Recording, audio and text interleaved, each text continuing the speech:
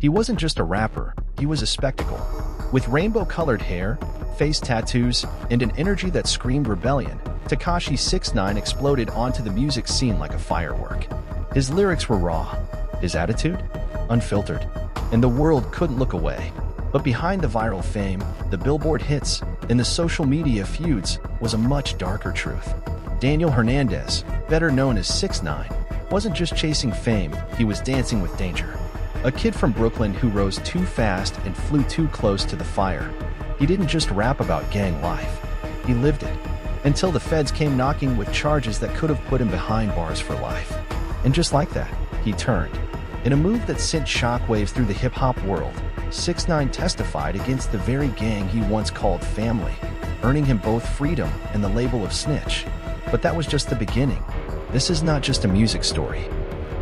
It's a true crime saga of fame, betrayal, and survival in a world where loyalty can cost you everything. Hit that subscribe button, because what you're about to hear is wilder than fiction. Born in 1996 in Bushwick, Brooklyn, 6ix9ine grew up in a rough neighborhood. After his father was murdered when he was just 13, Daniel spiraled, dropping out of school, hustling on the streets, and eventually finding his escape in rap. But his rise wasn't just about music. It was about chaos, controversy, and eventually crime. In 2015, long before he became known as 6ix9ine, Daniel Hernandez faced serious legal trouble. At just 18 years old, he pled guilty to charges related to the assault of a minor, a 13-year-old girl. The case involved Daniel participating in an incident with the underage girl, a crime that carries heavy penalties. Though the details were grim, Daniel avoided jail time by accepting a plea deal. Instead, he was placed on probation, a strict legal status with clear rules and serious consequences if broken. The court warned him, stay out of trouble or face prison time. This should have been a turning point for Daniel, a chance to change his path. But instead, it marked the beginning of ongoing struggles. Despite the warning, Daniel's image and behavior continued to reflect a rebellious and risky lifestyle. The probation was a constant reminder of how close he was to real consequences. Behind the flashy music and wild social media presence was someone fighting to stay out of trouble, but often failing. For many fans, this part of Daniel's story remained unknown. He rarely spoke about the case, focusing instead on building his controversial career. However, the 2015 assault charge shaped his future, leading to more serious legal problems down the road. That year was a warning sign, a moment when Daniel Hernandez's decisions began to steer him toward a dangerous and uncertain future. In late 2017, Daniel Hernandez, known professionally as 6ix9ine, catapulted to fame with his debut single Gummo. Released on November 10, 2017, the track quickly gained traction, peaking at number 12 on the US Billboard Hot 100 and earning double platinum certification. The accompanying music video, featuring 6ix9ine amidst members of the 9 Trey Gangsta Bloods in Brooklyn, further amplified his notoriety. The success of Gummo was not merely a musical milestone. It marked the beginning of 6ix9ine's entanglement with the 9 Trey Gangsta Bloods. During the video shoot, he met Kafano Shadi Jordan, a prominent member of the gang, who soon became his manager and close associate.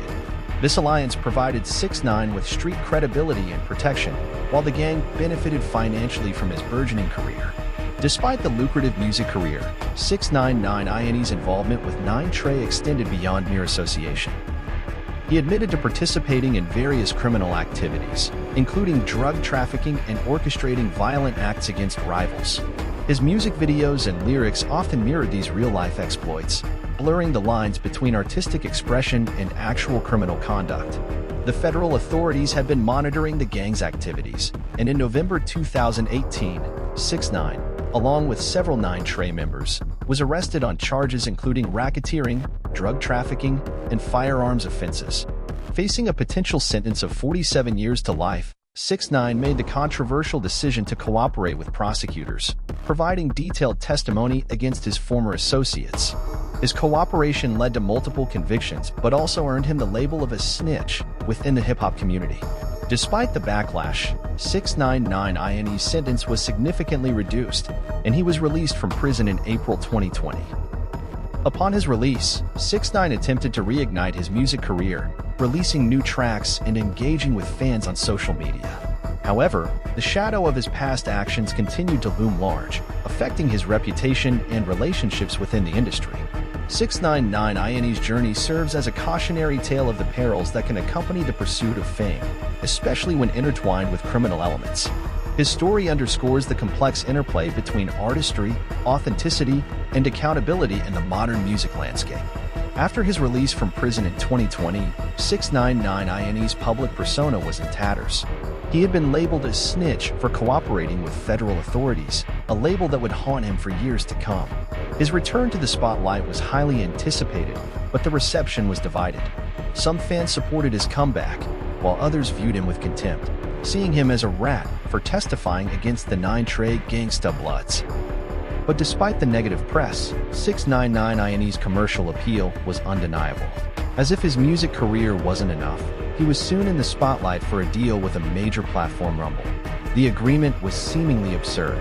He was reportedly paid $2 million just to stream himself playing video games for 1 hour a week. Rumble was willing to pay top dollar for his time and attention, likely knowing that his association with controversy would draw massive engagement.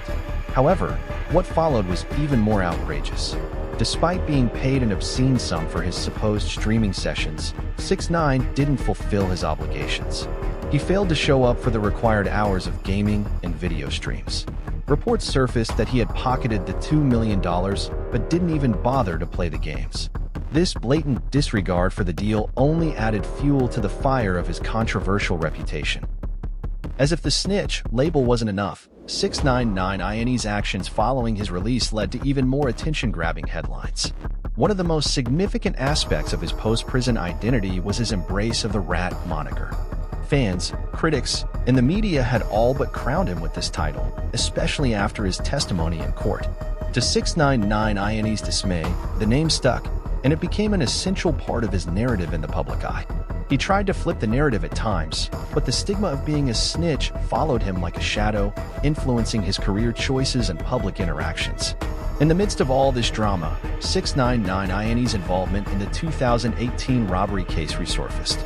Earlier, he had been implicated in a robbery that involved 6ix9ine's and Kevin Dozier, a crime committed by his 9 Trey gang associates. The robbery was violent, and the couple was traumatized by the experience. 6ix9ine's and Kevin Dozier sued him to pay them a total of $100,000 in damages. However, when 6ix9ine appeared in court, he claimed he didn't have the money to compensate the victims for their trauma. This statement seemed to align with his reputation as a young, street-savvy rapper, trying to make it in the game. But then, not long after, a video emerged. 6ix9ine was seen flaunting a large amount of cash, dollars piled high, dripping with the image of a rapper living large. The video was widely circulated, and fans quickly pointed out the contradiction.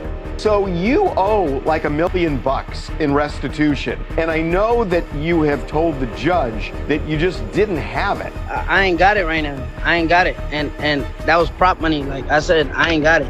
How could he claim to have no money in court, yet be flashing stacks of cash on social media? When confronted about this, 6ix9ine offered an unusual explanation. He claimed the money was fake, that he was only showing it off for attention. The online reaction was swift and brutal. Fans felt betrayed by what seemed to be an outright lie. Many accused him of trying to maintain his public image, even if it meant lying to his audience. The backlash was relentless. It wasn't just about the money or the robbery. It was about the deeper issue of authenticity. In the world of hip-hop, where image and credibility are everything, 6ix9ine's actions were seen as yet another example of how far he was willing to go to manipulate his persona. All of these factors, the gaming deal, the rat label, and the contradiction about the robbery money, contributed to the ongoing drama surrounding 6ix9ine's name after his prison release. Despite the controversies, he continued to make headlines. His antics, whether real or staged, kept his name in the press. But whether or not he could ever reclaim his place in the industry as an artist was still up for debate. What was clear, however, was that 6ix9ine's story would never be simple. Fame, crime, betrayal, and survival were intertwined in a way that had reshaped both his personal life and his legacy. And as the world watched him from the outside, one thing remained certain: his journey was anything but predictable. But freedom didn't mean peace. In 2023, he was arrested in the Dominican Republic for allegedly assaulting two music producers in a recording studio. An arrest warrant followed. And in 2024, more trouble, probation violations, drug tests, unauthorized travel. Once again, 6ix9ine found himself back behind bars, if only briefly. Addressing the IRS situation. Listen, a lot of y'all don't understand how this work because y'all not on that tax bracket, right? What happened was that I didn't report my taxes for 2020, 21, 22, and 23. Then in 2025, federal agents raided his Florida mansion during a probation check. Items were seized, but no charges were filed. Yet, what was once a career of rap dominance has become a saga of violence, betrayal, and legal chaos. From the dizzying heights of fame to the unforgiving depths of federal courtrooms, 6ix9ine's story is far more than music and money. It's a raw, cautionary tale of what happens when fame and crime collide, and the steep price loyalty demands. At the peak of his career, Daniel Hernandez wasn't just a rapper, he was a walking controversy. His vibrant persona and aggressive tracks grabbed attention, but behind the scenes, he was deeply involved with the violent 9 Trey Gangsta Bloods. This connection led to a dramatic fall. In 2018, federal authorities arrested him on charges including racketeering, drug trafficking, and firearms possession, charges that could have locked him up for life. Faced with decades behind bars, 6ix9ine made a choice that would shock the hip-hop world. He flipped. By cooperating with prosecutors and exposing his own gang associates, he traded loyalty for a reduced sentence. But the cost was heavy. He was branded a snitch, losing respect and trust in a culture that values loyalty above all. His story is a stark reminder. In the clash between fame and crime, sometimes the price of survival is betrayal. If you found this story as chilling as I did, hit that like button, and don't forget to subscribe for more deep dives into true crime stories. And as always, stay safe, stay aware, and I'll see you in the next one.